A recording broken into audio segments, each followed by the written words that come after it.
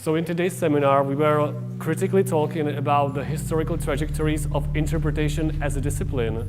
So why is it even important to talk about interpretation right now here in Prague? I mean, interpretation is a way, channel, or platform or tissue of understanding things, and in one way, and on the other hand, how we, or what is the possibility of expressing these things without any naivety. I hope we are all interested in reaching truth about things and also be true in its expression. So it is highly important to understand through historical excursion. So I'm curious about what should students take from the course? Let me ask what actually are supposed the students and particularly the guests take inside the class of interpretation in order for us to generate some critical discussion. And then, of course, we can take out the results of